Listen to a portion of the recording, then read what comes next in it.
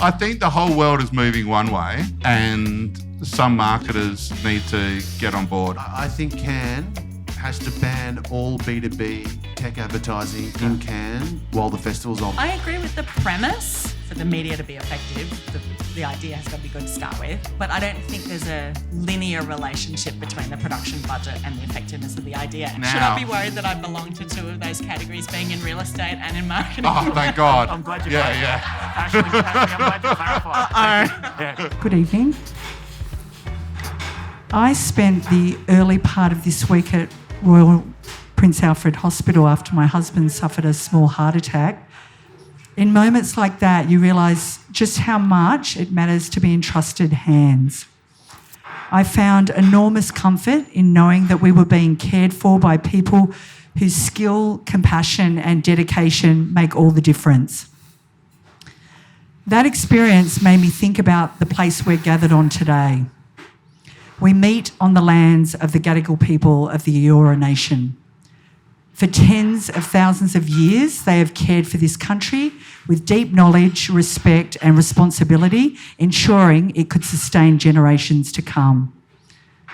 As someone who has spent most of my life here and who has had the privilege of raising my daughter on this country, that acknowledgement feels deeply personal.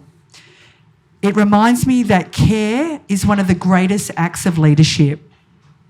Whether it is caring for people in their most vulnerable moments or caring for country over countless generations, there is something profoundly powerful about being able to trust those who came before us and those who continue that responsibility today. I acknowledge the traditional custodians of this land, pay my respects to elders past and present, always was, always will be Aboriginal land. Thanks, Tashi. Thanks, Tashi. Hi, everyone. My name is Leigh Lavery. I've got a Madonna mic on tonight, so I feel like I want to sing you a song, but I won't quite go there just yet, maybe afterwards. Welcome to the second edition of Food for Thought. This is I think for those of you, I can see a few familiar faces that were joining us at the previous event. It's an event that got a lot of great feedback, so it's good to see you return and come back. Trust us again with your time. But tonight, it's a great partnership, by the way, between the Marketing Academy and also the Growth Distillery. And so that's where I fit in. I'm the General Manager of the Growth Distillery. We've got a few members of my team up the back there. They're probably sick of the sight of me, but thanks for coming along, guys. It's still business hours, so thanks very much. And Lisa's there. Tonight we want to tackle a topic that's pretty juicy, I reckon. It's called Cannes Uncut. And when I saw Jules Lund in the audience, I thought maybe it's sort of right up his alley to probably host tonight instead of me. But we reckon that tonight we want to really unpack, is the ticket really worth it? We want to look at, Cannes. It's something that all of us on our LinkedIn feeds, we see all of those people that we work with or aspire to be sitting there in the sun having a wonderful time. And we know that the ticket's probably, costs an arm and a leg.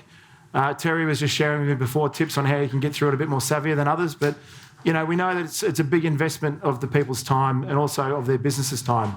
So the question we want to ask our panellists tonight is, does it actually drive return on investment? Is it something that's actually going to move the dial for the business that we work in?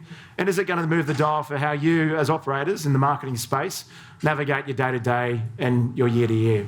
So tonight, I'm really fortunate to be joined by three panellists who are all in their own way, incredible thought leaders and superstars of our industry. So I better get my notes so I do the justice right with the intros. But first up, I'll introduce a man who today, when I met him, I said, mate, I've been whistling Islands in the Stream, and I realised why, and it's the man Brent Smart from ex-Telstra most recently, and now Be Smart Consultancy, former IAG as well, and not so long ago, Saatchi & Saatchi CEO in New York, is that correct?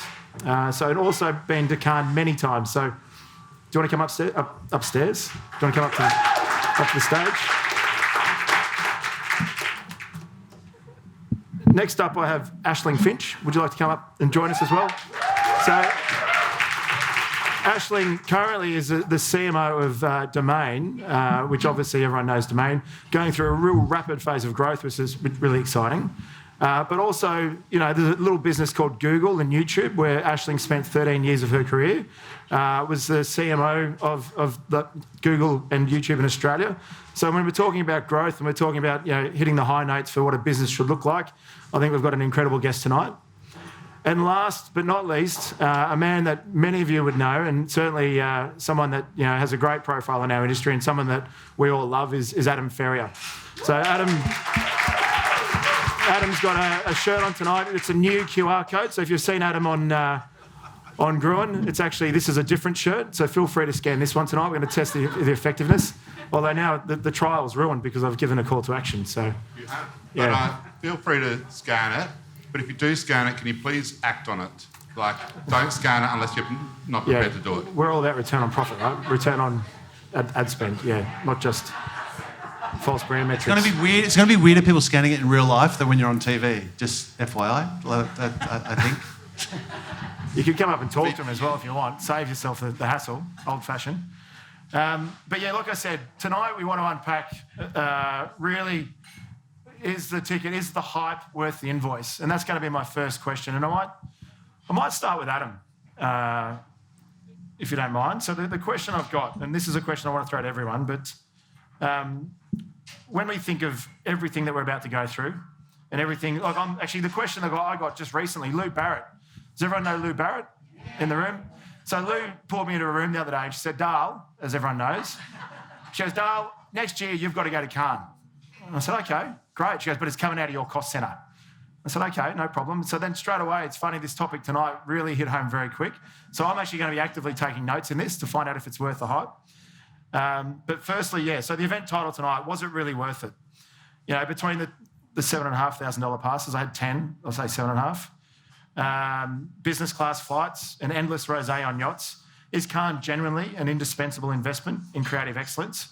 Or is it the ultimate industry tax on FOMO? Adam, would you like to give your thoughts? I think it's hard to be earnest about Cannes because it's such a fucking piss take. But I'm going to try. It's but one of you as well. So. But I think it's just about the best year I've been, and I've been, with all due respect, Terry, I know, I think it's been. I reckon I've been a lot over the years, and I've always been in an independent agency when we've done that. So we're kind of paying ourselves and to go. And I reckon this year's been, I think for one, it was just the most inspiring year I've ever been. But I think that's partly because of the size of it. Like, I love being around creativity, I love being around influence, and I love being around just fucking with things in general. And I haven't seen the whole industry have more influence and gravitas than it's ever had, than it felt like at Cannes.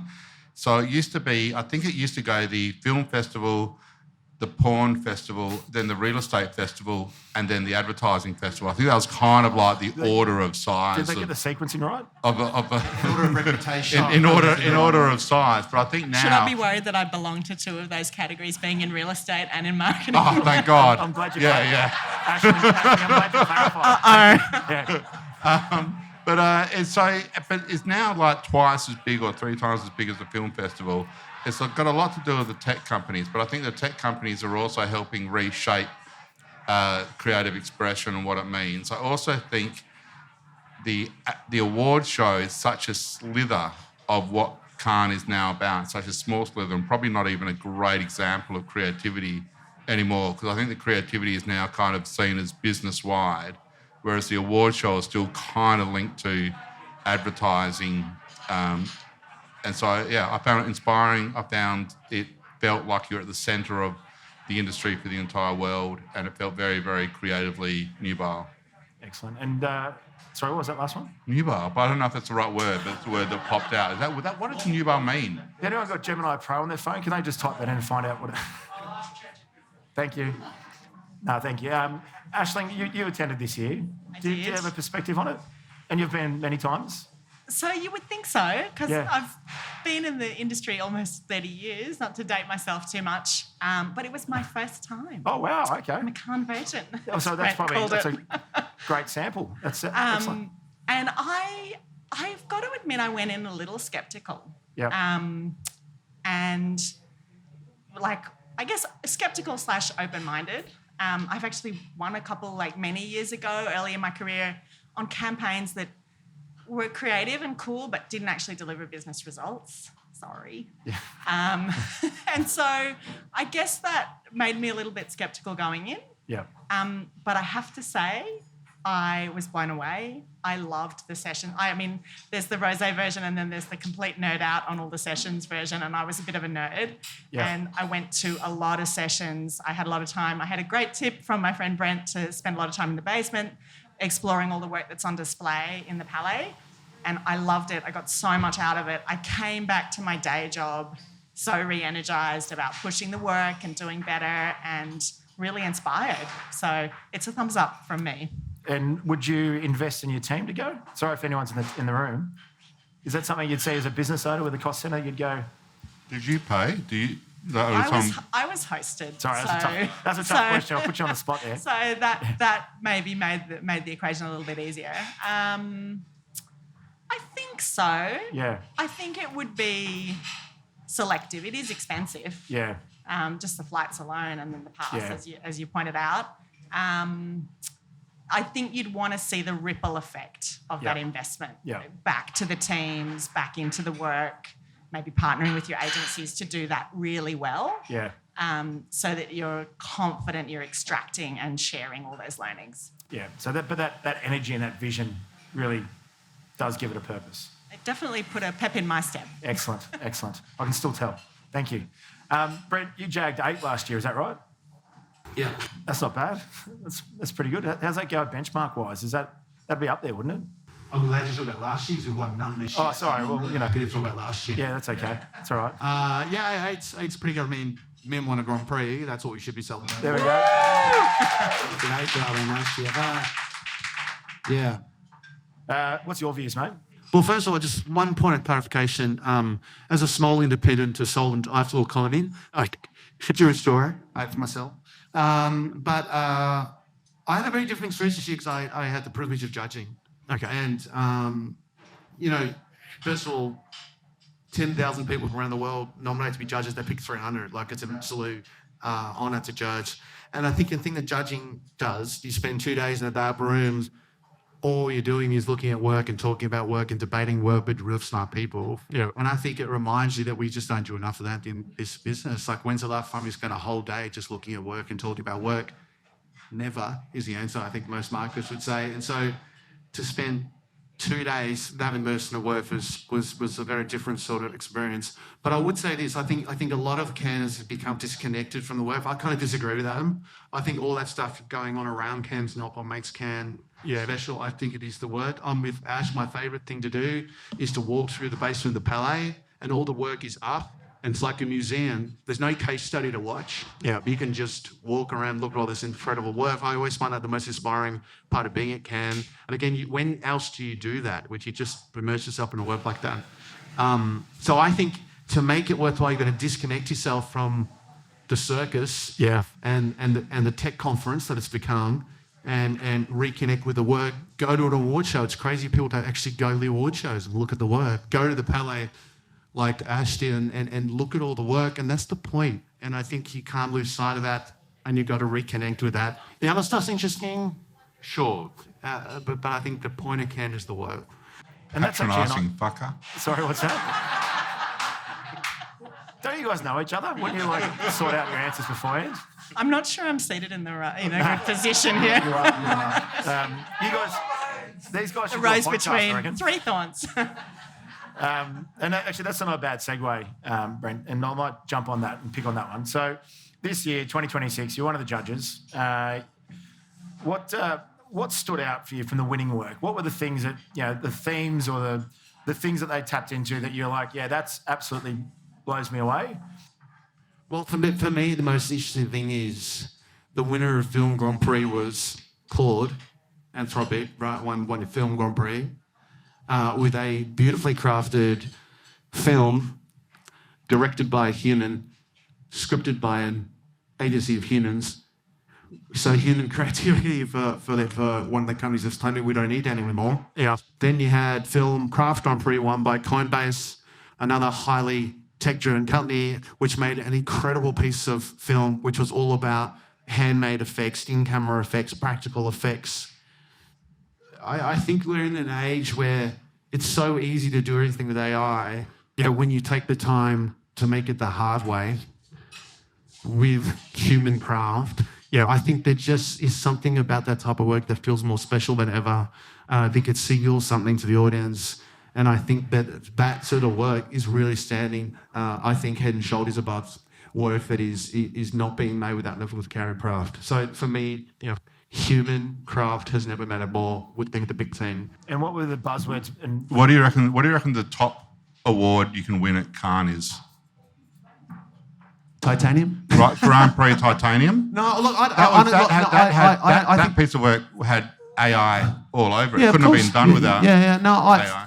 Look, I think they're all great to win. I mean, I think film's the hardest category to win in terms of number of entries and number of great work. I mean, my good mate Michael Walker was judging till 2 a.m. both days because they had so much work to go through in the film category. So I think that's the hardest. I still think that's the hardest to win in film. I think it is the hardest. I think Titanium, I think effectiveness, which I judged, is a really important award because it says that this stuff works.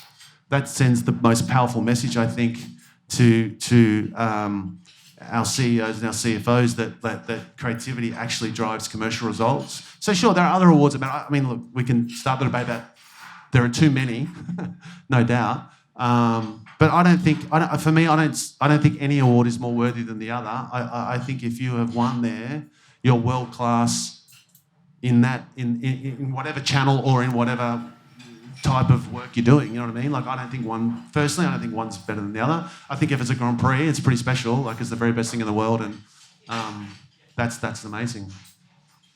Thanks very much. Ashley, what's your perspective? You attended this year from the award winners and all the chat. I think Creative Marketer of the Year was a pretty impressive. So AB and Bev presented on their keynote stage at the Global CMO, and it was the first time that a single organisation had won that award 3 times. Oh, right. Not in successive years, but 3 times over the last several years. And I thought that was... I thought the presentation and the body of work was so impressive because there was such consistency at scale. And that's the bit that I think, you can have a piece of great work. I thought the Claude film work was amazing, but it's a single piece of work. And it'll be interesting to see, can they sustain that? Can they back it up? But with AB and Bev, I can't remember the number of brands. They're in 85 countries. They've won a Cannes Lion in Tanzania. Their ability to take a kind of creative process and scale it to that number of countries across the number of brands they have. I don't remember the number. It's like 40 brands or something. Was just phenomenal to see the process behind that, and all of the work was so impressive. Yeah. The recent World Cup work with their Michelob Ultra, the half-calorie, half-alcohol beer, and associating that with an active lifestyle and sport and the sponsorship they did with FIFA, as one example. But I thought what I was most impressed by was just the scale and complexity and the cultural nuance, and yet still delivering such high-caliber creative. And the thing with I studied AB and Bev quite a lot when I first went to Telstra, because the interesting thing about what they've done, they have systematized creativity. Like, what sits behind that work in terms of the creative excellence program that they've built globally, the way they score every single output they make everywhere in the world. Every single output they make, they score on a consistent dial, and they've systematized it. They've worked out how to systematize creativity. It's super interesting, and there's part of this that I think we sort of think creativity is some sort of black box, some sort of magic that happens in the agencies, and that's true. But I think if you want to do it at scale, if you want to do it in a complex business, you've got to think about how you're going to systematize creativity. You got to. Otherwise, I think you're just sort of getting lucky, That was what I saw was the kind of the biggest theme for me was the if you look at all the Grand Prix winners, none of them are for one-off kind of executions. They're all for a business that's got its creative muscle that goes right through the organisation, and all the work was beyond advertising and beyond the marketing department. Even the Claude stuff was about a business model that doesn't advertise. So everything, and it kind of ladders into another kind of conversation which we've had many times, that the CMO's remit seems to be getting broader and broader despite what people might think. And it seems like they're getting more power. If it's not business-wide, the CEO is right there next to them. Everyone seems to have got the memo that creativity is really important, brands are really important. And I think you can see that in all the work. It was all business-changing ideas that then get magnified rather than advertising. Yep. And so I think, to me, the really exciting thing is it feels like businesses, as opposed to marketing departments, are getting what brands are about. Yep. And I think the tech companies are kind of helping that whole of business transformation into brands and creativity. And so I think that would be the macro exciting theme for me. Yeah, great. While you're on the stage, what would you think were the biggest, I guess, buzzwords or the bullshit that stood out that you're just like going, that's just going nowhere? Is there anything that really stood out? You're like, that's just fluff. Don't take it too serious. Handcrafted. Fuck off. That's a bit of a buzzword and a bit of a such a buzzword, a cool thing to say. But like things like AI creators, micro dramas, the fact that the social media is now top of funnel, middle funnel, bottom of funnel. Yep. That feels like they're buzzwords, but it feels like that's just now how to build brands. So the basics of what a brand's about, it stays the same, but how it goes to market does feel like it's changed forever. Yeah. Just picking up on the social point, the P&G CMO did a keynote as well, and he talked about they're being labelled kind of globally as being very social first. And I thought he had an interesting insight. He wanted to kind of reframe that. And he was saying, because I think we're long gone past the 80s where it was more broadcast and we'll tell you what the brand means. And it's very much, it's the experience, it's the product, it's a whole of business representation. And he talked about, we're not social first, we're reality first. And that Reddit is actually like the best place to get insights and ideas and fuel creativity. And so I thought that was an interesting flip on, social as a channel versus social actually as a data point, an input at the start of the creative process. And they still have a guy called Mr. Clean who is like this weird bald character. Dance around your table. Mr. Clean, like that's so much reality. I'm just facetious about I kind of agree. Like I did a talk at Cannes, which I did with a guy called Locke Hall who's created a brand called Vacation. And Vacation. Did you do a talk at Cannes on the main stage of the Palais? Yeah. Anyway, this guy, Vacation, is a very, very cool sunscreen brand, and that knows its brand personality really well. If you have a look at it, it's all this kind of sexualized Miami kind of 1990s vibe, and it knows every single touch point really, really well. They hadn't spent any money in advertising for years. So it was all just kind of talkable product, talkable word of mouth at various touch points and so on.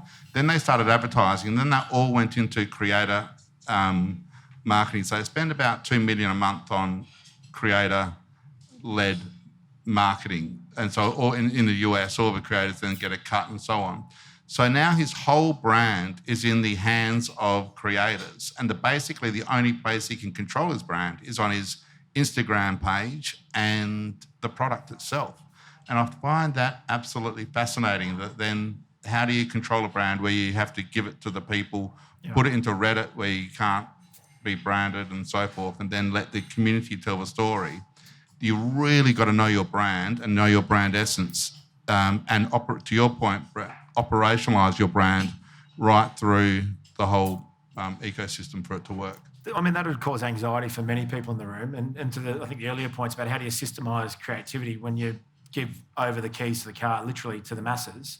How does that make you feel, Aisling? Just thinking about that comment. Yeah, I mean, I think you've got to start with product and your experience. And the brand, I feel like brand sometimes is a bit of an overused term. It is every touch point, it is every experience.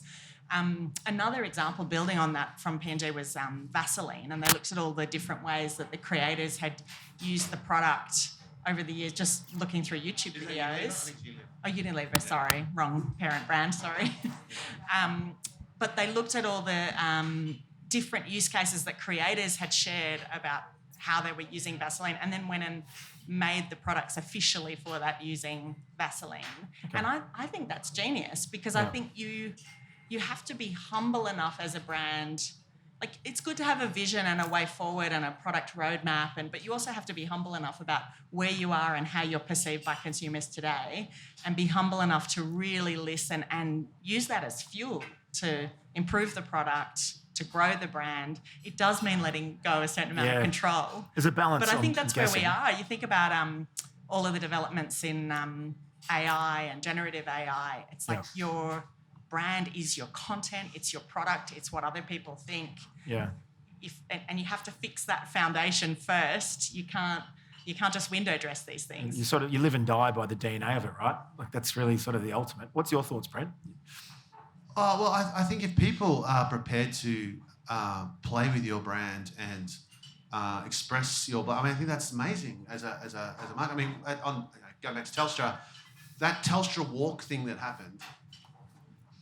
There's no way that brand ad, and indeed our brand, would have been as famous and as unforgettable and all the great things that happened if 30 million views on TikTok of people imitating the Telstra walk hadn't happened. Yeah. That made it a tilt point on reality. That made it this sort of real thing happening in culture, not just an ad. I mean, I can't tell any of my teenage kids that I was the head of marketing at Telstra without them doing the Telstra walk. It just became a thing. But it wouldn't have become a thing if people hadn't bothered to film themselves doing the Telstra walk, their own expression and version of that. I mean, how amazing they took the time to do that. Yeah. And then they put that up onto social. We couldn't control how they did it, how they looked, what they said. They weren't all positive. But it became this incredible cultural thing. And if we had to try to control that, if we had to try to then go, well, let's do our version in TikTok because, we need to do our branded Telstra version, we would kind of ruined it, We had to kind of let it go, and that's a big part, I think, of being a CMO or brand leader. Now you've got to let go a little bit, and you've got to let people play, and you can't control it, and it's not all going to be exactly the way you wanted it, or it's not going to be all positive all the time. But God, it's better than being invisible. It's better than not being talked about. Yeah. I think that's really powerful for brands to tap into that. I think the more they play with it, the tighter you got to be. So the more you've got to let them know where you're coming from, and then the more they'll play for it. And I think that it's just beautiful, that work. And it was so, as you say, optimistic and joyful that everybody copied it and felt good just doing that crazy walk. And it was just beautiful. And I think the same for the Vaseline stuff, where it was born out of the community and then they just badged what was already happening in the community. So I think you just got to know your brand really, really well. But I do think you've got to control it, but you then got to hand it over and let people do it. So Adam, when you landed back in Sydney and you walked back into the cut and thrust of Sydney after being in Cairn, was there anything you thought to yourself? You went to Melbourne. Sorry, Melbourne. Landed in Melbourne. Just through not as cut and thrust, a little bit more laid back and friendly. Cool St Kilda, right? Bit colder and a bit bleaker, but it's good footy down there. Did you have any thoughts about how potentially marketers in Australia were either absolutely nailing or missing a trick? Was there anything where you thought many. Yeah, many. Elaborate? No. I think the whole world is moving one way. Yeah. And some marketers need to kind of get on board. I reckon what's really interesting, if you create a brand today, no matter what category you enter, it's going to be bloody competitive. And so you've got to get your brand universe, your brand story, your brand personality. You've got to get everything incredibly tight and well known, and then you've got to operationalise that so it's expressed at every single touch point. Yep. If you're in charge of a brand that's already well established, then I think you've got to spend the hard yards kind of pulling it back together, understanding what it means, and then re-expressing that out to the world. Yeah. And I think the creator economy, I think the impact of social media, the power that consumers have is kind of saying to brand owners, get your shit together, because we've got to know what you stand for. We've got to know what your personality is. We've got to know what your brand says about me if I'm going to pass it on to my mates. And brand owners need to understand that. Yeah, time to step up in a way. Yeah. Ashton, did you have any strong views? I'm just going to check. Where did you land? In Sydney or? Oh, I landed back in Sydney. Okay, good. Yes. Okay, sorry, I should have done my research. Sorry. Beautiful Balmain. Yeah, beautiful Balmain. Okay, so was there anything in your head coming back into the market, going, okay, I need to either straighten up here or anything stand out? I think I had the most energy to push the work harder, further. Yep. I think maybe one theme, and maybe I was looking for it because we're about to ship some work in 10 days and I hope people will find it funny. And so maybe I was looking for this theme. Yeah. But the amount of times humour came up as, I guess, in a world where, you know, Sir John Hegarty talked about people paying good money to avoid ads and that people don't want to be sold to. And, you know, I think our industry is changing. Yeah. And what we produce, you know, either has to be born in reality, as we've just spoken about, but also has to be entertaining and worth people's time and, like, respect the audience enough that you give something back, some utility, whether that's something useful and whether it's information, but if it's a laugh, and maybe I was looking for it, but humour came up in so many different talks as a way to, you know, what is that creative formula that scales? It's actually very difficult to find common things across, you know, and I've seen YouTube analysis of like thousands of ads and like they all have different creative ways in, and that's the beautiful thing about creativity. But if you're looking for what that formula is, humour came up time and time again. So, you know, give people a laugh. Well, that's refreshing in a dark, gloomy July, that the humour could be around the corner as a big sort of emerging trend. We're not funny anymore.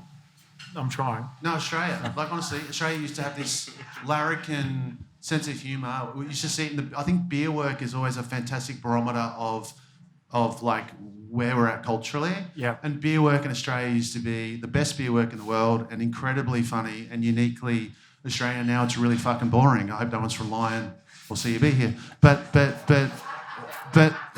Oops. But like I just think our work's not very funny. We are very rational. I think Australian advertising is incredibly rational. I feel like it's all trying to persuade me to do something as opposed to trying to actually entertain. And we have to step up. We won 11 Lions. Yeah. Like, it wasn't that long ago we used to win 50, and there's way more categories now. Like, I mean, we have to do better. Like, this country used to really punch above its weight creatively. We can't say that this year. We did not. We under-delivered creatively. So I think we've got to lift the bar. I think we've got to have more fun with it. And I really think we've got some work to do. Is that the theme for you, or do you have others that sort of pop in your head? It's not a theme. It's just a realistic assessment of where we're at. You know, like I just think we just. I think everything Ash said. We got to remember it's about entertainment. You know, it's not about a rational, persuasive argument to buy. That's a lot of what I see in Australian advertising. Yeah. I also think, if you think about some of the, I mean, you know, Mim won in titanium, which is amazing, but I think in some of those other categories we're not well represented either. More innovative, non-traditional, participatory, community building kind of ideas. There's not a lot of that happening here. I don't think it's quite traditional. I reckon it's an interesting point that humour, for something to be funny, you need to know where it's coming from. So I think a lot of the great funny things in the past have come from a very strong personality or tone of voice that the brand has established that then gives them permission to be funny. And I'm wondering if the brands actually don't have the foundations to be funny. It's like, I don't even know what this brand is, and here you are trying to tell me a joke. I don't find it funny because I don't have years and years of The Economist telling me over and over again or whatever, this is witty humour or whatever it is. So I do think it has to come back to the platform of what the brand stands for, more clarity, and then tell a few gags. Does that make, does that, Agree. Yeah. Now, look, I want to change gears a little bit. Now, and on the theme of, you know, about the event itself, if we were to scrap it, and, you know, not that we're suggesting that, but if we were hypothetically going to scrap it, how would you start it again to have the most bang for buck for the Australian marketing sector and for the people in our room and everyone around the country that works across many different organisations? How would you design an event to have it in Sydney, or, sorry, have it in Australia? Location undisclosed. I went to a place that was colloquially known as Epstein Island when I was over there. And It's been in the news lately. I can't believe you went there. Well, at this little island was so debauched and fun Yeah. and crazy, and like there's like big Is this loads being of recorded? loads of Krug on every table, and everyone was dancing on the tables. And at the top of the mountain was the man in the iron mask was in a fort for 11 years on this little island. It was very bizarre and very, very decadent and hedonistic. You do that. Sorry? You do that? I'll do that as one that's okay. one part of it. So I think extreme one option. fun and extreme hedonism is great. I don't know why I lost everybody when I said that crude joke, but having extreme fun and hedonism I think is important. Then on top of that, I would make it more brand, like Disneyland. You got the Epcot Centre, and you got different kind of experiences all in the one thing. Tomorrowland. Yeah, Tomorrowland, and I don't know all the other lands, whatever the other lands are. So I'll do that. I'll make it more kind of lots of different types of lands, and I might even do the lands by category, because I think our category knowledge is lacking. So automotive land or real estate land, property land. Land. Yeah, land. I might do it like that so you know where you're going. And I do think Australians are a little bit more practical and like to extract value. So I think you need to know a little bit more where you're going and what the value equation is. And that's missing a bit in Cairn. It's all just one big blob of stuff. Yeah. Well, So Where would you start? I think the best experience for me at Cairn was Collins House. I don't know if anyone's heard of Collins House, but there's a very awesome design agency in America called Collins, and they have this incredibly curated event up the hill away from Cairn in a chateau. And they say it's a creative sanctuary from the madness of the Croisette, and it's an artist-led salon, and it all sounds a bit wanky, but it's actually amazing because it's run by creatives for creatives, and that's what we've lost at Cairn. Cairn is now a corporate trade show. Yeah. And what was brilliant at being in the Collins House environment was just the incredibly varied conversations that were going on. It was genuinely inspiring, and it didn't feel like anyone was trying to sell us anything. But I think the important bit is it's curated by creatives for creatives, and I think that's what we need. I think we need something. That was the hardest ticket to get into as well. It had queues. You could not get into that place. You got in there, right? I know. I went there and I lined up for about an hour and a half and didn't get in. Yeah, it was amazing. I know. But like, it's incredible. But it was absolutely magnificent. Maybe we want something a bit more inclusive than that. No, I love it. But it's a really inspiring thing, and I think that sort of vibe. I think that's what I'd be trying to do. Yeah. Interesting. Less hot and sweaty. Yeah. Okay. Yeah. So Canberra. Have it in Canberra. No. It was very hot. I think actually just a little bit less going on. It was actually, it's very difficult to line up the agenda of all the partners that you have, plus the palais, plus that, like, you literally could be in 5 things at once at any one time during the week. And so it's actually quite difficult to just make the best use of your time and not have FOMO about sessions that you've missed or... So, like, a little bit less. Is that very boring? No, it's not. It's actually really interesting, right? Because I think your point was about being really clear on the value proposition. Your point was about, well, it's going to be the pure creatives. Make sure it is for the pure creatives. So I do think there's a bit of there's some structure here. We might be onto something. Maybe Canberra is that all the big agencies used to be on the beach, and now they're all the tech companies. Now all the independent agencies are doing their own events in the hinterland. Yeah. And I think there's a lot to be said. So the independent agencies have been the home of the new avant-garde type of creative. This is not meant to, and so I think maybe charge all the agencies that call themselves creative to create an experience or multiple experiences for the industry. I also think we don't need another marketing conference of marketers talking to marketers. I mean, there's plenty of those. Like we don't need another one of those, and it feels a bit like that sometimes. It can, Yeah.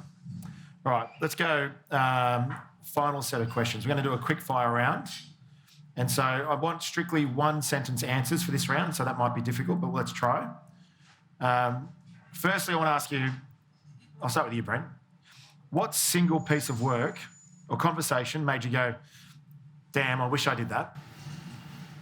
I really loved the Heineken Last Pub to Die case from Ireland.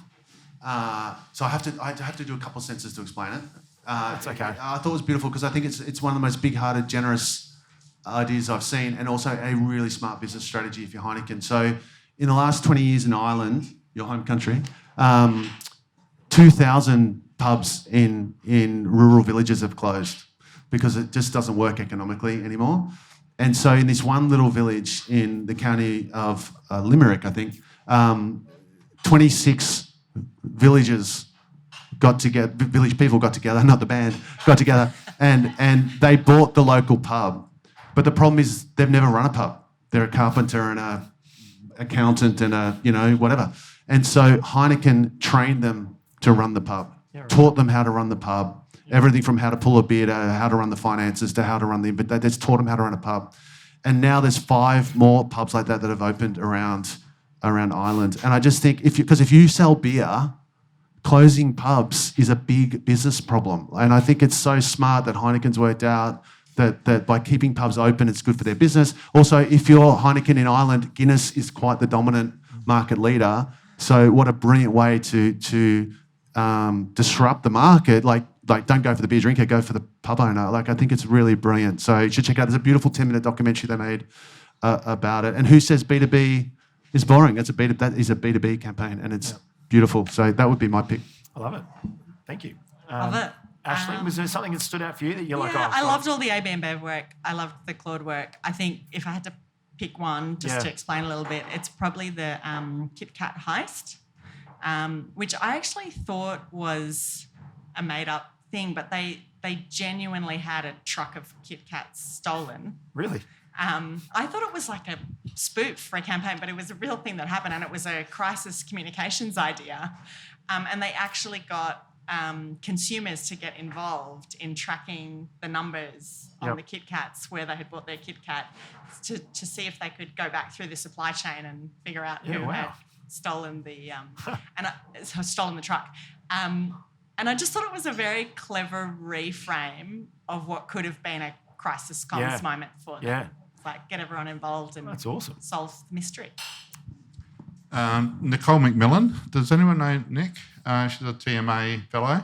Her and her husband approached me a few years ago to try to create a whole lot of people to get together in St Kilda to buy this pub and to bring it to life. It was actually near the Gatwick. It was you know what? It was the Gatwick Hotel, and but the Gatwick to turn it into a kind of a social centre. So it wasn't a pub, but when it was going to get bought, we were going to kind of turn it into a social centre.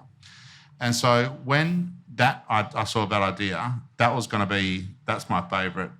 I love the idea. You stole mine, the Heineken thing. I love the kind of the openness of it. Beautiful. I also parallel that to the conversation I had with the general manager of TikTok, and I got really inspired by talking to her. And in the same way she was talking about creators and open sourcing platforms for people to get involved and letting them build their own kind of commerce vehicles. And I saw a parallel between that and the beauty of the Heineken Last Pub. So that, to me, those two things are inspiring to me. Yep.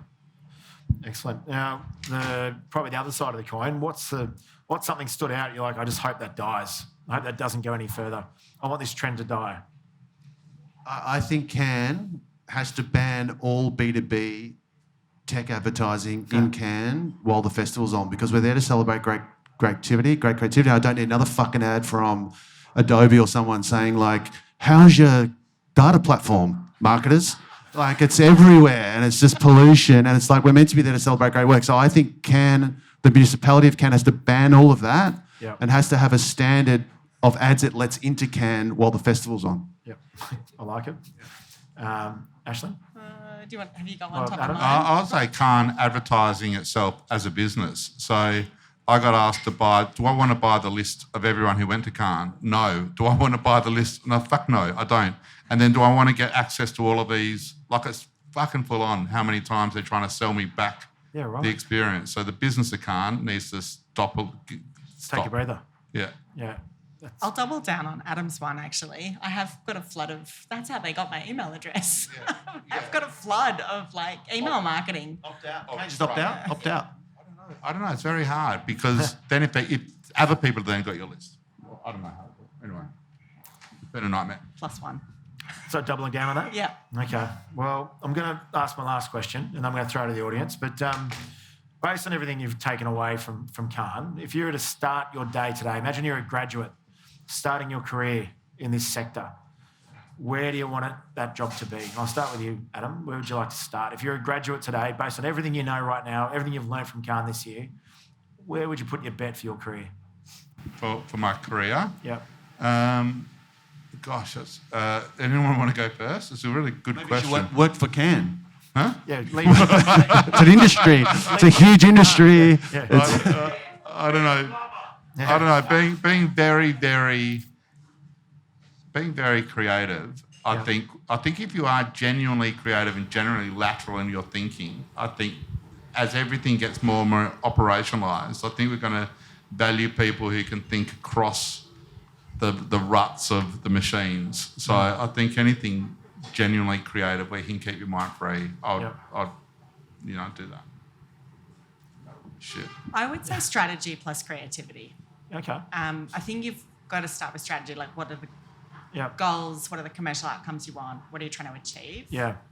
I think no matter how good the tactics get and the AI tools in our hands and the data pipelines and the insights real time from audiences and from social, like no matter how sophisticated all of that gets, like what are you trying to get to as an outcome? So always orient back to the purpose. So that'd be my one. Yeah. Excellent.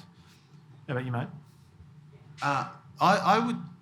I'm always so thankful that I grew up in agencies. Yeah. And I would still say start an agency. Okay. I think the agency business lacks a bit of confidence right now. I think it's been through some pretty hard times. But I think the skills you learn as a young person in an agency, you get thrown into stuff. You learn to be fast. You learn how to influence, which is the most important skill that will serve you your whole career, no matter what you want to do. Yeah. I would say go and work in an agency. I think it's the greatest place to learn. Yep. Still. Excellent. All right. Well, that's enough from me. I'm going to throw it to the room. I think Terry had a question, or have you no longer? We're talking about post Terry Can. Terry. We've been talking about post Terry Can. It was different when you ran it. It was. Oh, that was very, very clear for behind the scenes. We were talking about that. Terry did a wonderful job. I sort of have a question. In 2016, there were 43,000 entries into Can. In 2026, there were 20,000 entries into Can. Why do you think that's the case? Well, yeah. I think, a big story this year was the increased integrity standards, right? So there were a few things that happened last year. Mim had a great time with some of that last year, but there was a few things that happened last year at Can around some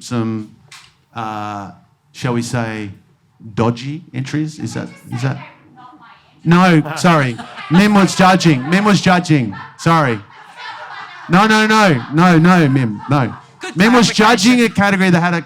But you weren't the only one, Mim. There were a couple of categories, right, where there were issues. So there were some issues last year with some entries, mainly around sort of results being a bit fudged, even like did this actually happen in some cases. So this year there was a much higher standard required of sign-offs by both agency CEOs and client CMOs.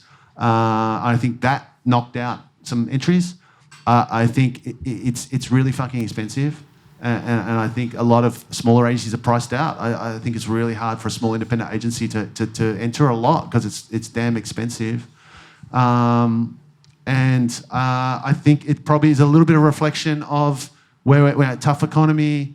People get more focused on short-term tactics, more sort of rational performance stuff. I think we probably didn't have as much quality creative in the world in general because unfortunately that is the sort of... It's what corporates do when times are tough. Creativity should be the answer, but unfortunately they get nervous.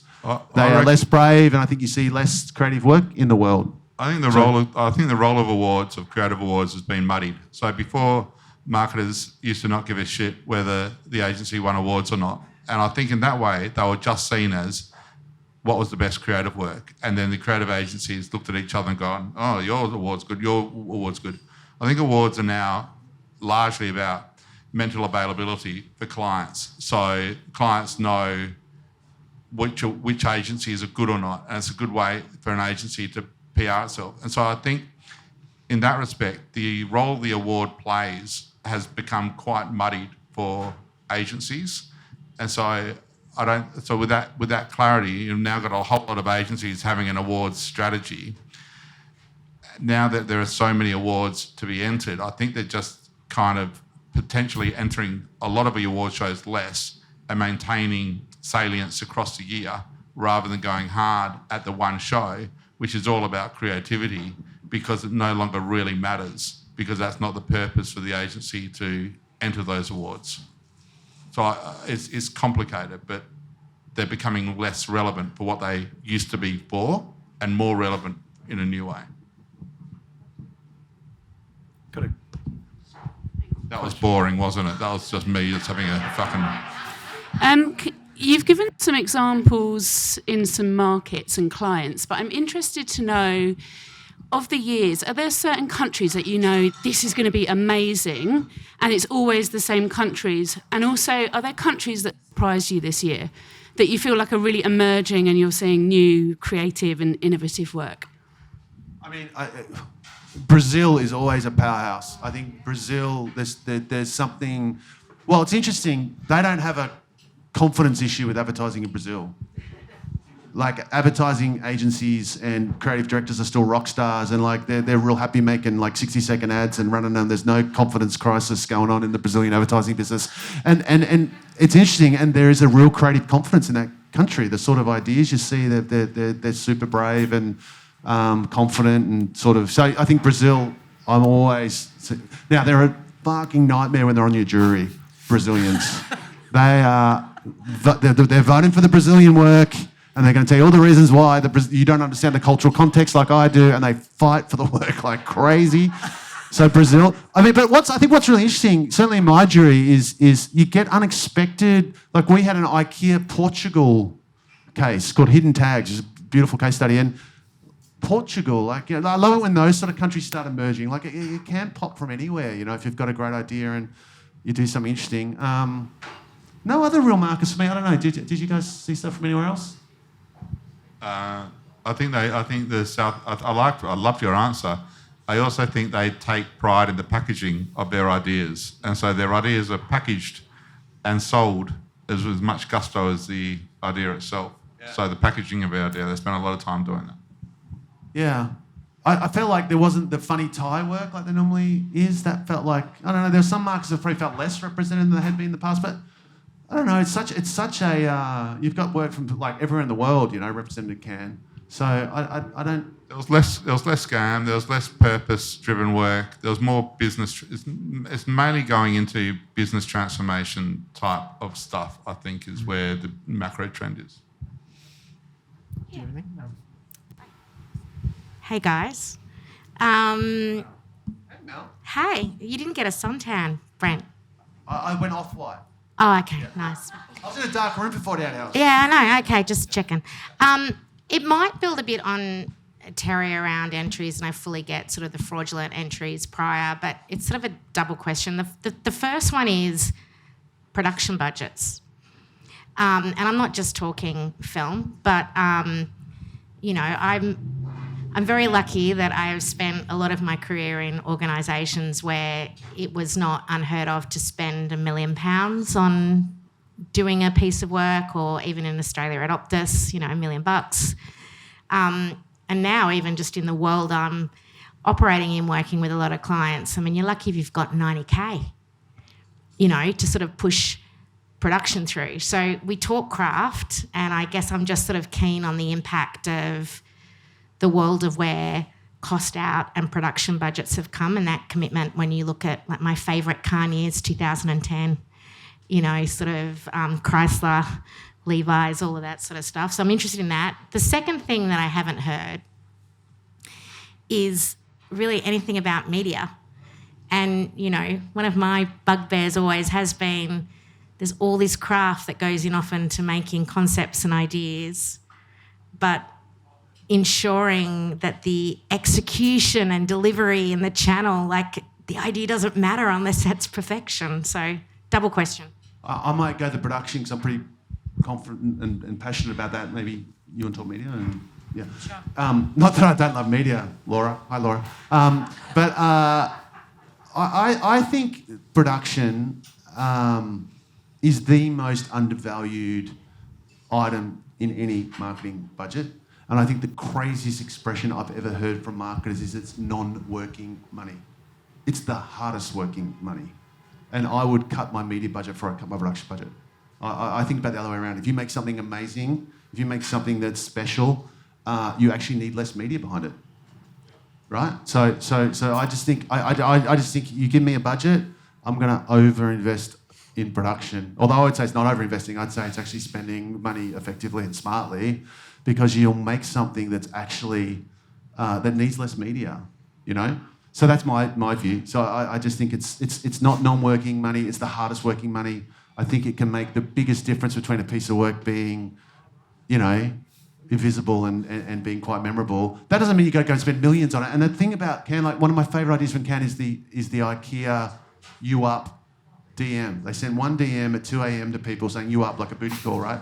And it was for mattresses. If you're still awake, you should have a better mattress. 30% off a mattress. That was in the creative effectiveness.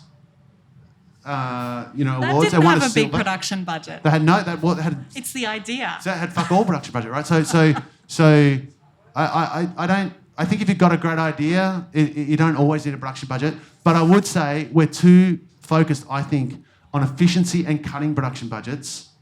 And I'd say it's the last place I'd cut. I think it's a crazy place to cut. I think it's where you can actually get enormous value.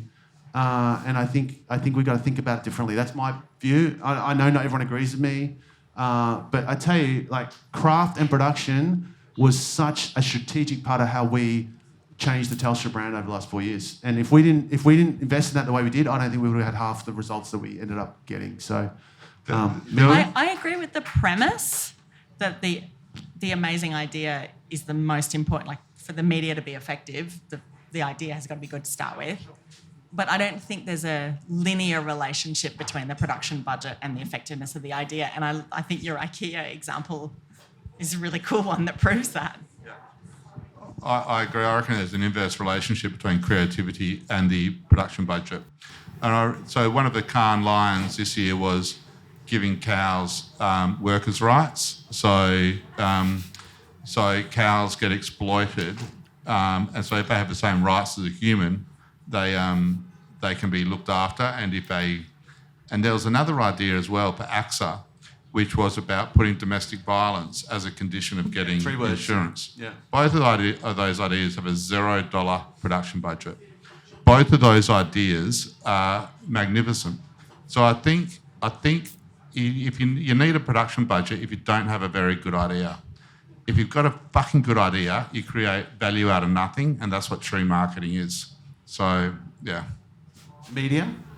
Media, we've spoken about media non-stop now. Like, it's all been media, but, you know, it's all been social, mid-funnel, social microdramas, long-term narratives. It's all the exciting stuff is in media, I reckon, at the moment.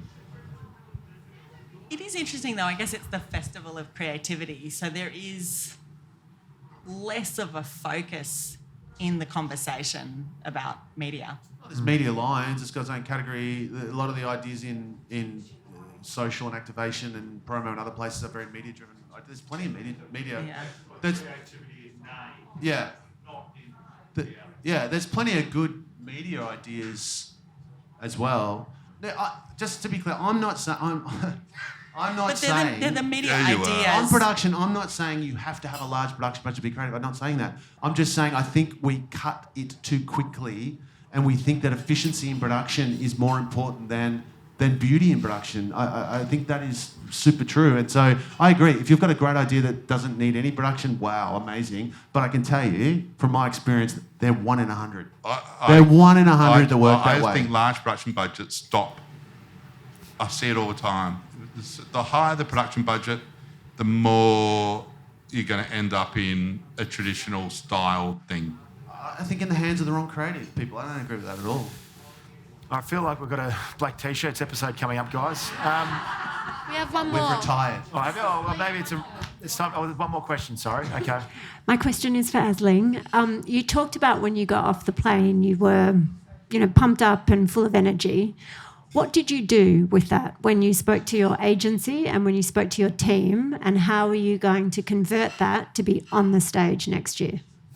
Oh, I love that question. Thank you for the challenge. Well, I think I got, in terms of the bar for creative work, because I was mid-producing work and it's like literally about to ship, I think I came back, my creative agency might say it was a less fun experience, but I came back just reinvigorated to really push the work a bit further, to be a bit braver. And A bit late when you shot it, Ash. I'd shot it, but I hadn't finished editing it. These are always the things that are left on the cutting room floor. So I think I straight away pushed the work. But I think it really validated the discussion we had about anchoring in product experience and your total business strategy. I felt very validated that we were on the right path on that. We're shipping some really cool product. I feel like, in the property portal space, there was amazing innovation out of newspapers into digital and apps, but listings have looked very similar for a long time. You've got a floor plan, you've got some still photography, that's the listing. It's great that you can search and put some filters, but we actually haven't innovated in that space for some time, and we're starting to do that now, which I'm really excited about. Really immersive, richer 360 experiences of properties with precise measurement and AI to remove the furniture and all sorts of really cool features. And so I think I also came back with that conviction that you've got to start in the reality of your product experience and your brand experience. Well said. Okay, I'm gonna... Leigh, if I could just say one Jerry, thing. I was about to say thank you to you, but go for it. Yeah. I think the one thing we should not forget is that Australia won 2 Grand Prix at Cannes this year. They are incredibly difficult to win. Uber won for media. Sunkel won for titanium, which is arguably the most difficult to win, I'm not sure. And I don't think we want to forget, in putting our own performance down, I don't think we should forget that 2 Grand Prix is an amazing performance for Australia in 2026. Well said, Terry. Woohoo. Great. I'm going to defend the people that do great work. Very few people have won a gold, a silver, a Grand Prix, titanium Grand Prix, and it's really fucking easy to have an opinion when you haven't won it and you haven't won work that's brilliant year after year after year.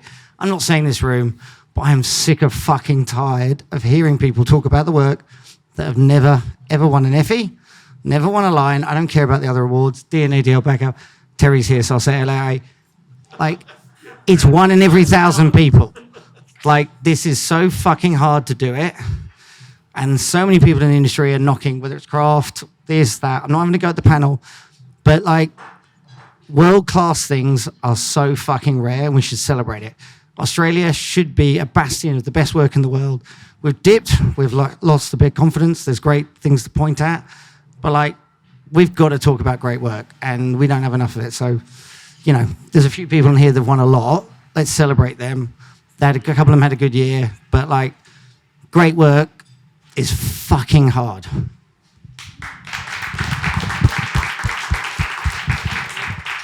All righty, well, it's a powerful way to finish. Thank you very much. Elegantly Speaking said. of great Nick always closes. That's what Nick does. Fantastic. Look, I'm going to say a couple of thank yous. First of all, can I get a round of applause for our panellists?